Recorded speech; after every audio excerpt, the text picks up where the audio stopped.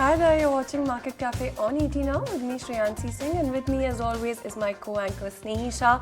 And over the next 1 hour, we'll take you through news and updates from within the country as well as across the globe, tell you which stocks you should keep on your radar and tell you what the brokerages are saying as well. But first things first, Snehi, let's take a look at what the Wall Street is doing, and it's definitely not the color that you're wearing. Absolutely. In fact, it's completely divergent. It's the other way around when it comes to US markets. Hi there, good morning. Let's take a look at what Wall Street did yesterday. Nasdaq continues its losing streak. You also have Dow Jones lower by 1.3%, or more than 530-point cut coming over there. S&P 500 0.8% down. 45 points lower is where that index is. Nasdaq also 0.7% lower is where that index closed. A 125-point cut coming in for Nasdaq as well. So, well, not looking very good, in fact, for the US markets when you take a look at that this morning. And let's delve into what is leading to all of this and why we're seeing so much pressure suddenly on the US markets. Now, US all futures yesterday held to gains after jumping 2.6% in the previous session as crude inventories fell for the third day.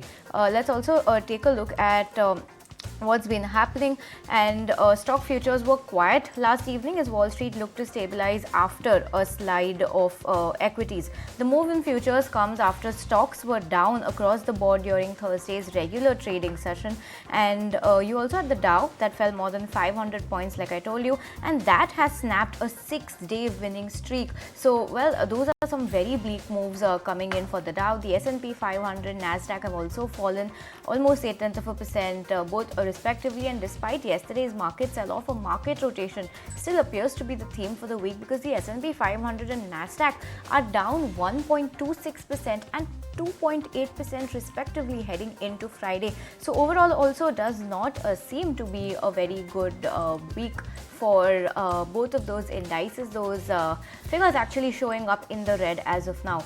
On the other hand, the Dow is up 1.6%, and the small cap Russell 2000, this is a space that we have been talking about over the last couple of days because this index is up 2.3%. So it seems like the broader markets are lending support to the US markets because the benchmark indices are on a very massive losing streak. But that divergence has been encouraging to some Wall Street pros who had worried that the market rally was becoming too dependent on a handful of massive tech stocks. Well, there's no surprise here. I'm talking about Nvidia, of course, and investors will get an updated look at the health of the consumer and the financial sector today with a handful of key earnings report due. Now, American Express, Travelers, Comerica and Fifth Third are all expected to report results before the opening bell, and investors will also be keeping a very close eye on the political sphere where Donald Trump is ramping up his campaign as the Republican National Convention draws to a close, and President Joe Biden is under pressure from fellow Democrats to bow out of the race. And also now his COVID diagnosis has come at a very crucial time, so that is not helping his election campaigning at all. And you also have second Democratic Senator Tester of Montana. He has also urged Biden to drop out of that election race against Trump. So, well, you have Democrats that are now turning against him, so it's looking to be a little shaky.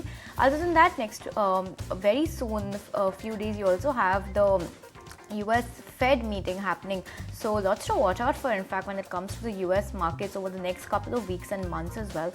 With that, let's also shift focus, take a look at what the European markets are doing, looking largely mixed because DAX is down almost 0.5%. That's where it has closed. FTSE up 0.2%, Stock 600 down 0.1%. Not much to worry about on that front. But while that was the US and the US and European markets on front of the equity shares, you also take us through what's been up with oil.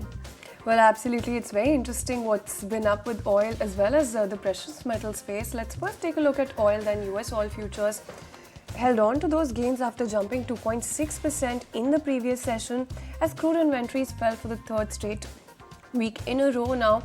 US commercial crude inventories fell by 4.9 million barrels last week, though gasoline stocks rose by 3.3 million barrels. And when you take a look at motor fuel demand, that weakened by 615,000 barrels per day as well. Let's take a look at the price movement coming in for both WTI and Brent. Then when you take a look at WTI, you're looking at levels around $82 per barrel. So downtick of about 3 cents coming in there as well.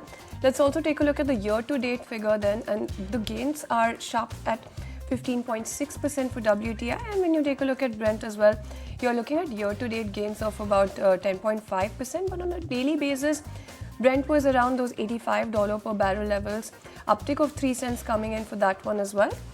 And the larger theme or picture that you're seeing play out is that falling oil inventories as well as geopolitical tensions in the Middle East, as well as seasonal demand and expectations of lower interest rates have all sort of coincided to push oil prices higher in the recent weeks.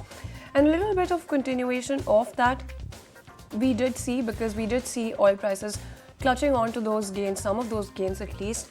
Moving on then, let's take a look at gold prices. Gold prices edged higher on those days. Expectations of a September interest rate cut from the US Federal Reserve continue to gather momentum.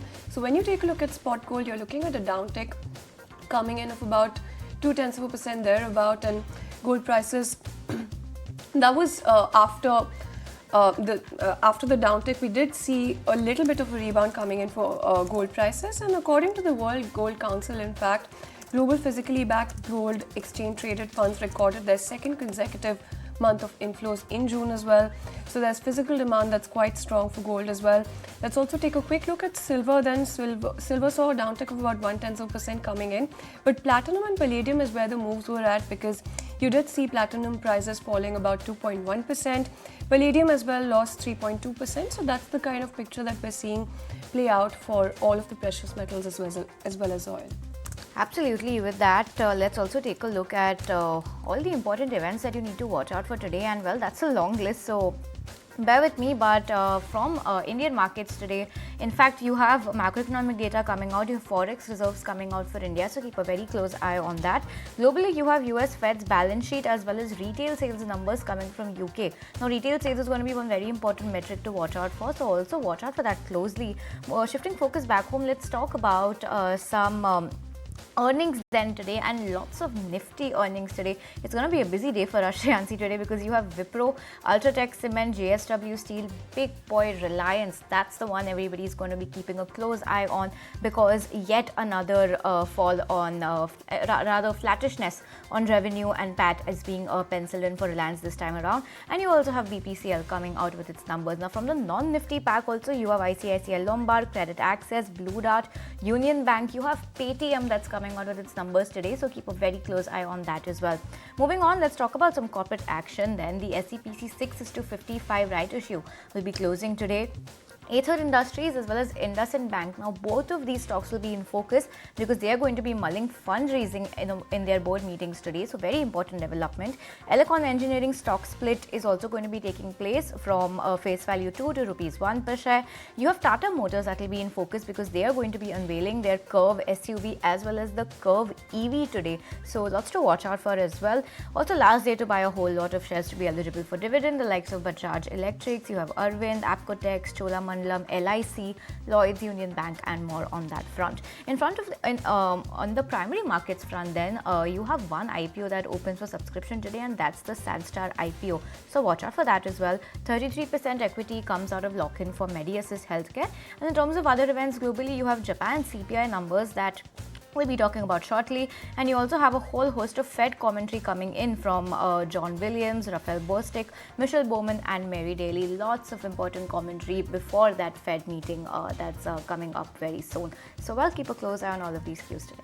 Well, absolutely, lots of cues to keep an eye on, but let's move on and take a look at some more news and updates. The European Central Bank keeps interest rates unchanged in line with street expectations. According to commentary from the central bank, the September meeting was wide open as it downgraded its view of the Eurozone's economic prospects and predicted that inflation would keep on falling. Remember, the central bank cut rates from record highs last month in a move that even some of its policymakers considered rushed given stalling disinflation, and a few hints, of course, to support bets on another reduction in September. However, President Christine Lagarde is of the view that risks to growth were tilted to the downside, and that's a shift from her previous formulation that they were balanced over the near term. Let's go across and listen in to that slice of what she had to say then. So the question of September and what we do in September is wide open and will be determined on the basis of all the data that we will be receiving. Obviously, our projection from June will be a point of reference, but the projection of September plus all the other elements that we will be receiving will be taken into account to decide what we do in September. But there is no predetermined path, and that was very strongly endorsed by the Governing Council. The Governing Council today decided to keep the 3 key ECB interest rates unchanged. The incoming information broadly supports our previous assessment of the medium-term inflation outlook.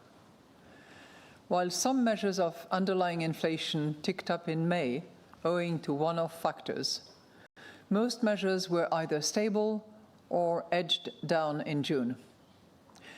In line with expectations, the inflationary impact of high wage growth has been buffered by profits. Monetary policy is keeping financing conditions restrictive. At the same time, domestic price pressures are still high, services inflation is elevated, and headline inflation is likely to remain above our target well into next year. All right, let's step away from the European Central Bank holdings rates steady as the street was expecting. But meanwhile, the International Monetary Fund, or the IMF, in its latest commentary indicates that the Federal Reserve should not cut rates until late 2024. Additionally, it also believes that the government needs to raise taxes that slow the growing federal debt, including on households' earnings less than President Joe Biden's $400,000 a year threshold. Of late, the fund has been emphasizing the need for more fiscal prudence as US deficits continue to grow despite robust economic growth. All right, keeping it with central bank commentary, Federal Reserve Chicago President Austin Goolsbee in his latest messaging indicated that the central bank's fight against inflation is not over but is on track. Pointing to declines in housing and services, Goolsbee said that this is about as fast as inflation has ever fallen in the US without slipping into a recession, referring to the journey as the golden path.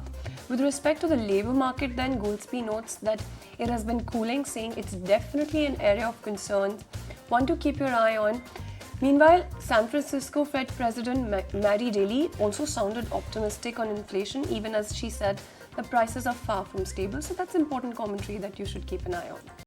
Alright, let's talk about some earnings then from 2 major American companies coming in. You have Netflix as well as TSMC. Now, global streaming giant Netflix delivered strong quality results with robust subscriber addition figures and strong growth in its advertising business. The streamer said its ad-supported memberships grew 34% during the period compared to the same quarter last year. They've also seen that they see plenty of room to grow in India, so that's some positive commentary coming in.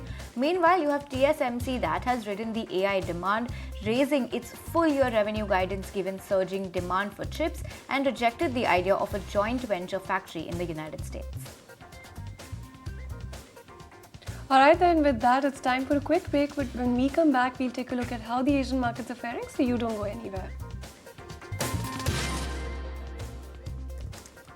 Welcome back. Thank you so much for staying tuned in. Well, as promised, let's take a look at the Asian markets then. And Asia Pacific markets fell on Friday as investors on Wall Street continue to rotate out of tech stocks and take profits from the rally in equities in recent weeks. Now, we've told you about that previously, but over in Asia as well, traders will be on the lookout for continued rotation out of tech in the region after chip-related stocks plunged Thursday across Taiwan, Japan, as well as South Korea.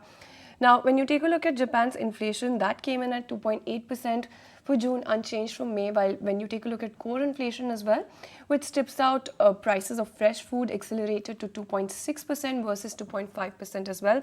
So firstly, let's take a look at Nikkei, and you're seeing a slight decline coming in for the Nikkei. So about 0.2% decline coming in, and those were the kind of moves that it saw actually after the inflation report as well, currently holding on to around those levels as well. South Korea's Kospi is also down, and let's also take a look at that one. That is down well over 1%. ASX 200 was previously leading losses in Asia, tumbling 1.2%. Currently, it's around those levels, and it's also tussling with Hang Seng for the spot as well. Let's take a look at Hong Kong's Hang Seng index then. On your screens, downtick of about 1.7% coming in for that one as well. Let's also take a look at Shanghai and see what that one is up to, and that is also in the red, down about 0.6% thereabout. So it is a tumble coming in across indices in the Asian markets, and that is the kind of move that you're seeing this morning.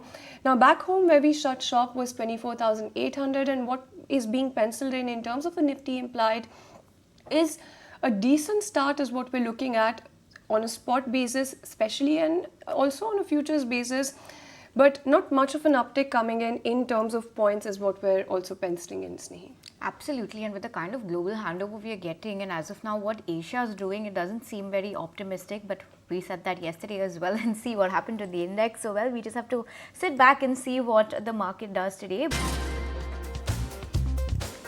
Hi there, welcome back. Still watching Market Cafe on ET Now. Let's talk about the big event that is just a few days away now, and on to the mega budget exclusive.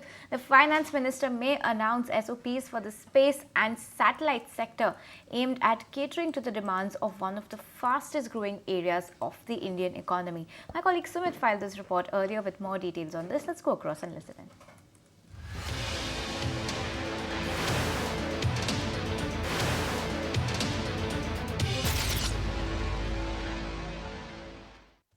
Well, space sector is one of the priorities of the government, and keeping that in mind, this budget, the upcoming budget, can have many things for the space sector, especially, well, if we talk about specific scheme, well, there will be some scheme for the startups in the space sector. That is one thing which is on the mind of FMC Theraman, which is there because startups, they have to exceed and excel in a space sector. That can be one thing. Other thing could be a scheme for manufacturing of space equipment. We already are very conscious Indian component makers. They are very when we say that overall they're very cost effective. So there could be overall scheme for manufacturing of space sector and equipment and extension of PLI to space grade components as well. That's another scheme which could be announced in the upcoming budget. So space sector is one of the focus areas of the government. If we talk about the demands of satellite and space industry, there are a few demands which they have already made, which is tax holiday, GST exemption, reduction of tax rate on interest on foreign borrowings, reduced withholding tax for satellite sector, a commitment to consume, adapt new space sector, and reasonable spectrum usage charges, depreciating of one-time fees. These are the demands which are there, but there could be big schemes announced for space sector in the upcoming budget.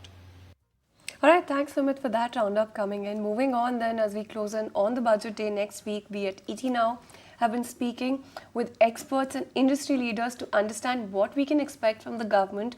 And in fact, we also caught up with the Confederation of Indian Industry CII top bosses to get a sense of what to expect from the budget. Listen in to what they had to say as well. We should really be talking about 8%.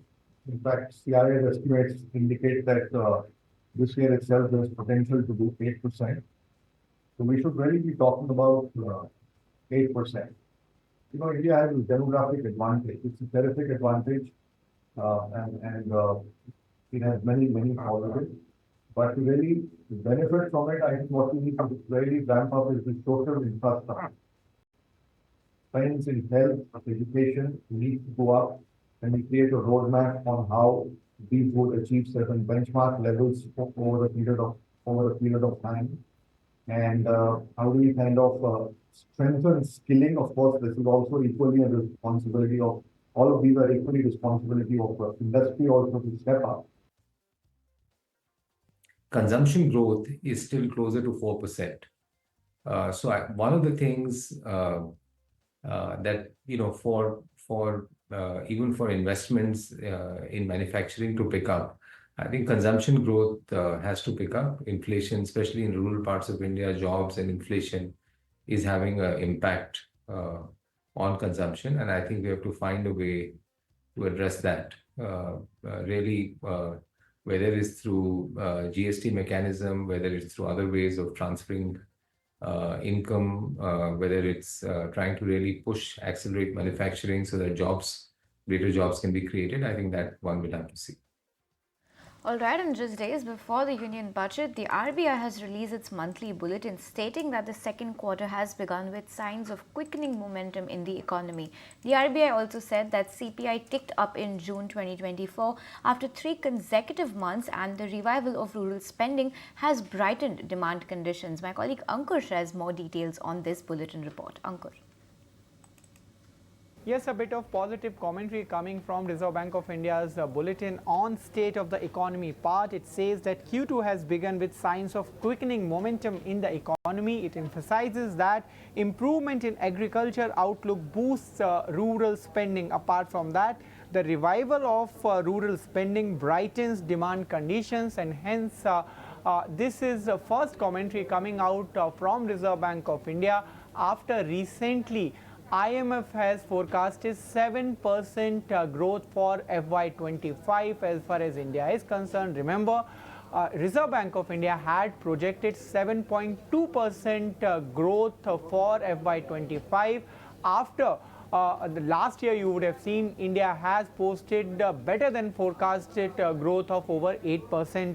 If you talk about inflation part, there is some worry, and the bulletin says that CPI ticked up in June after 3 consecutive months, which had been highlighted by Reserve Bank of India Governor also saying that he wants to see a durable disinflation in process, and as far as the vegetable price hike is concerned, a broad flare-up in vegetable prices halted overall disinflation. This has been highlighted in the bulletin as well, and as Reserve Bank of India Governor has mentioned several times, till the time the inflation is aligned as per target on a durable basis, the action or the watch of Reserve Bank of India will continue on the inflation part. All right, thanks, Ankur, for all of those details coming in. Moving on, then, government's apex public policy think tank Niti AOG released a report recommending strategic interventions to support ambitious growth trajectory in the electronics manufacturing space. Now, it highlights ways to increase India's participation in global value chain in the electronics sector as well. My colleague Aishwarya Patil filed this report earlier. Take a look. Well, this report by Niti AOG, Powering India's Participation in Global Value Chains report on electronics was unveiled in consultation with industry players such as Samsung, Apple, Hewlett-Packard, so on and so forth. And what it recommends is an ambitious growth trajectory in India's might in terms of the electronics manufacturing space. They have set a pathway for electronics manufacturing of about $500 billion by FY30. That will also create jobs, potentially 6 million jobs by FY30 as well. Now, why this is important is that global value chains and flourishing in this particular space will be pivotal, as it represents about 70% of international trade. And for India to sort of reach its target of third largest economy in the world, this is really important. Now, what they're saying and what India needs to do in order to become an electronics manufacturing hub is that by FY30, they will have to look at this pathway of $500 billion. India will need robust policy support, fiscal interventions, as well as non-fiscal interventions. What they're saying is that we should have an aim to achieve this $500 billion manufacturing in terms of value by FY30, of which the finished goods manufacturing should stand at about $350 billion. We should also be manufacturing components to the tune of about $150 billion.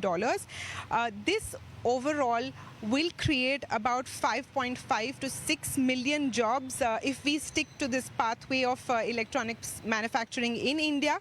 And also in the future, the exports could be expected to touch about $240 billion is what this report suggests. And going forward, we'll see what the turnout of events will be as this report has been rolled out and what the industry really sees in terms of what's in store for the electronics manufacturing space.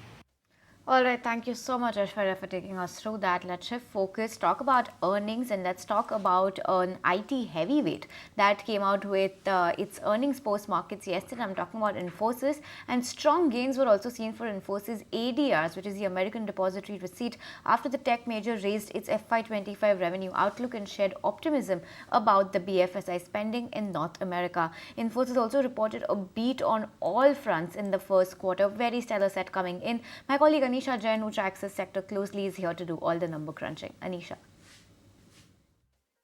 A solid show coming in from Infosys in the quarter gone by. The revenue growth in terms of constant currency came in at 3.6% versus our expectation of a 2.2% growth. That is trickling down to the operating margins as well, because there's a beat on margin front, 21.1% versus the expectation of 20.7%, and there's a solid 150 to 200 crore beat coming in on profitability as well. More interestingly, the company has gone ahead and increased their guidance for the entire year. The revenue growth guidance now stands at 3 to 4% versus the earlier guidance of 1 to 3%, even though the guidance in terms of EBITDA margin has been maintained, or EBIT margin has been maintained at 20 to 22%. In terms of other details, deal win momentum is very solid, $4.1 billion worth of TCV this time versus expectation of $2.5 to $3 billion, and that compares with LTIM or TCS, wherein the deal win numbers were softer versus expectation. And overall as well, if you look at the BFSI vertical, it has managed to report 0.3% kind of growth on a year-on-year basis, plus some other verticals shining bright for the company.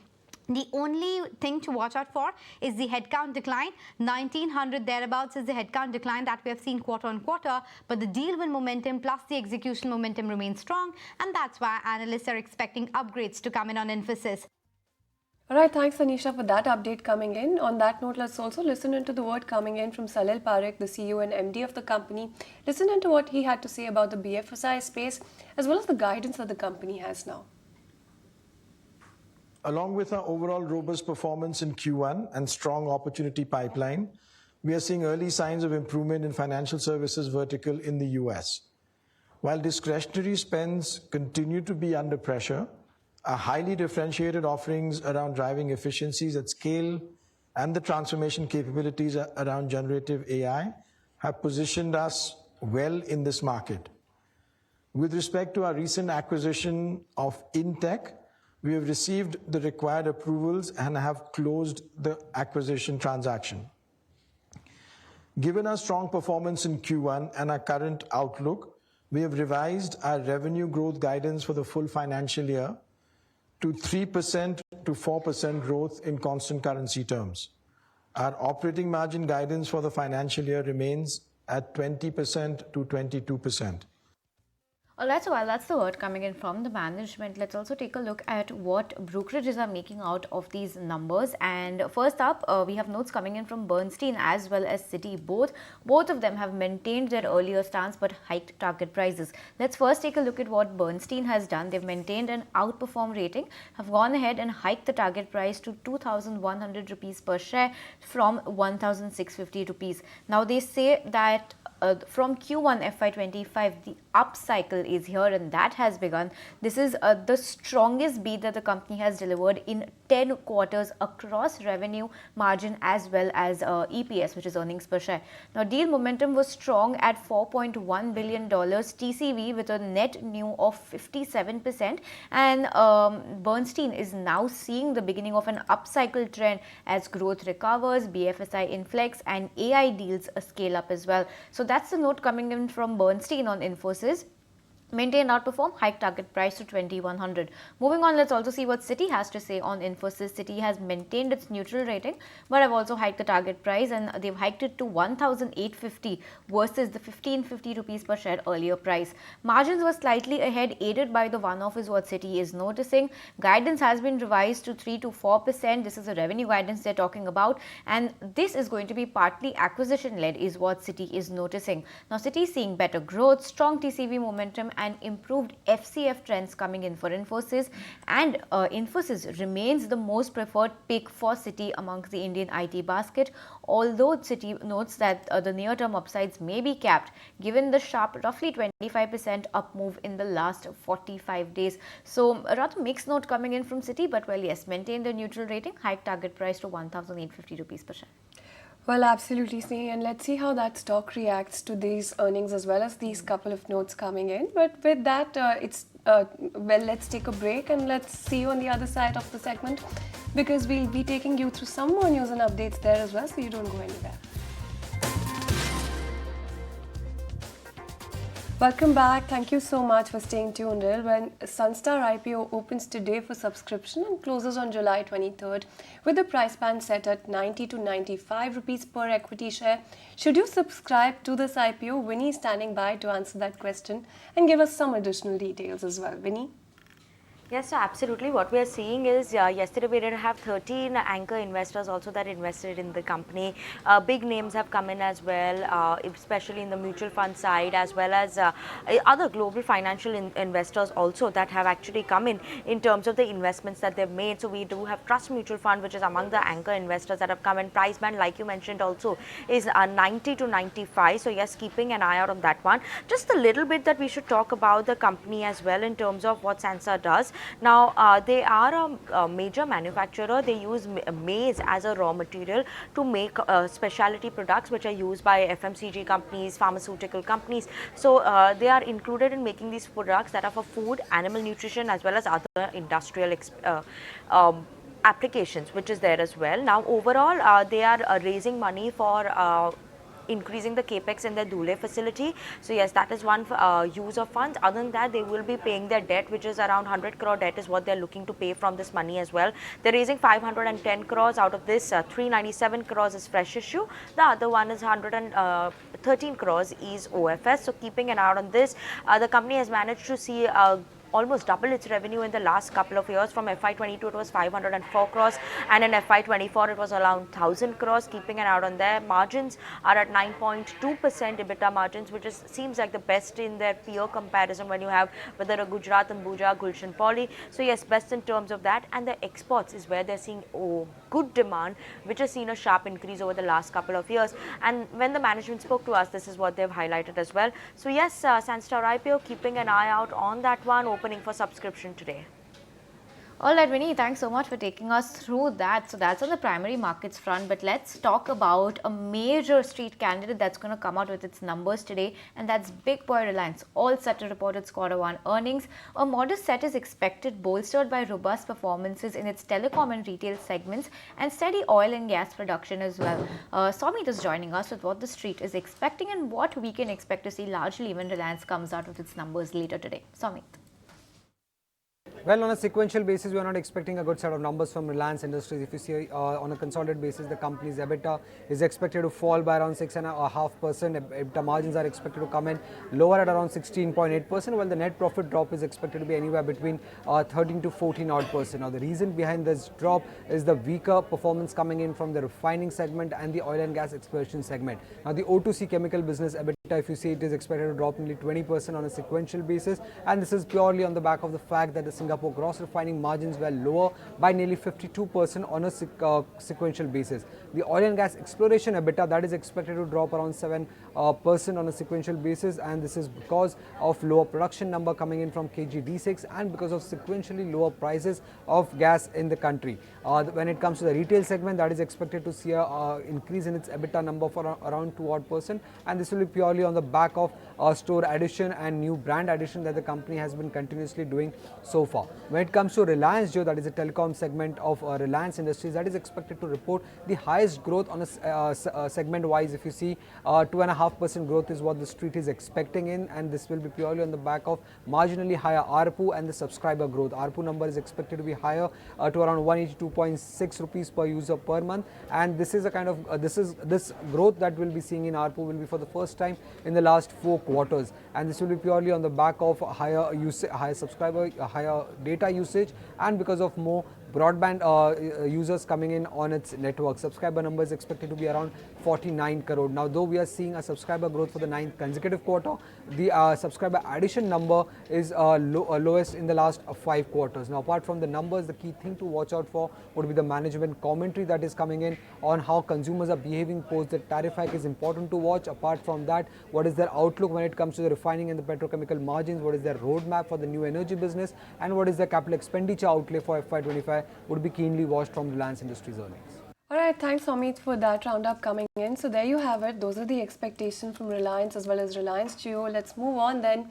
Take a look at which stocks you should keep on your radar this morning, and Ria is standing by with that list. Let's take a look at the stocks and news today. We have a lot of companies reporting their Q1 FY25 earnings. First up, we have Dalmia Bharat reporting a very good set of earnings. Although the revenue saw a marginal decline on a year-on-year basis, we saw good year-on-year growth in the net profit and EBITDA numbers, and the EBITDA margin also saw an expansion of around 157 basis points over the previous year. L&T Tech, on the other hand, has reported quite a weak set of earnings. They've witnessed a decline across all fronts in revenue, EBIT and net profit, and they've also seen an EBIT margin contraction of 129 basis points on a quarter-on-quarter basis. Lastly, we have JSW Infra reporting a weak set of earnings as well. While they did see a revenue growth of around 15% on a year-on-year basis, the net profit went down over 8% over the previous year. Let's move on though to talk about Dr. Reddy's. The company has signed a non-exclusive patent licensing agreement with Takeda to commercialize vonoprazan, which is a novel gastrointestinal drug in India. And lastly, we have GPT Infra, which has bagged an order valued at rupees 103 crores. And this order is an enhancement of the existing contracts with NHAI in New Delhi and with Eastern Railway in Kolkata. Yeah, thanks so much for taking us through that. Let's take it across to my colleague Gaurav now, who's standing by with a list of all the stocks that brokerages are flagging off for us this morning. Good morning, Gaurav. Take us through what this list looks like. Well, yes. First, let's begin with ONGC, because now Citi has maintained buy rating and hiked the target price to 370 rupees for the company. What they believe is that they have actually increased their core EV to EBITDA estimates, because they believe they will see an improvement in outlook in both in terms of oil and gas production as well as in terms of realization. What they're expecting is now they're hiking the FY26 earnings on the back of the increase in the gross and net price realization for FY26. And lastly, they also believe that the M2M value for ONGC can also be seen at a higher level, and that is why they're being a little bullish on ONGC. Next, let's talk about ICICI Lombard, because Citi has now initiated with sell rating and a target price of 1575 rupees per share. What they believe is that the company is skewing more towards B2B, which can actually bring ad hoc risk with the company. Apart from that, they also see rising competition in the company segment, which is likely to be ignored in the current rich valuations that we are seeing for the company. And lastly, they also believe that the elevated investment income can actually support the near-term outlook for the company, but in medium term, the risk remains, and that is why they are being a little cautious in this front as well. Lastly, let's also watch out for Go Digit, because Citi has now initiated with buy rating and a target price of 425 rupees per share. What they believe is that there is a robust distribution expansion that is happening in Go Digit. They have a prudent tech back, which is going to help the company with the incurred claim ratio and other metrics that are important for the business. Company is also emerging as with the operating leverages, which is going to benefit the company. And lastly, ROE is also going to ramp up, is what Citi believes, and that is why they are being a little bullish on Go Digit with buy rating and a target price of 425 rupees. So definitely watching out on these counters on the back of the brokerage note that we have got in the morning today. Alright, thanks Gaurav for that update coming in. But with that, we're completely out of time on this edition of Market Cafe on ET Now. From me, Shreyansi Singh, Snehi Shah, as well as the entire team that put this show together, thank you so much for tuning in.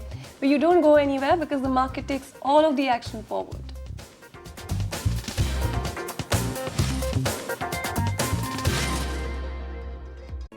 If you like this video, then like, share and subscribe to ET Now.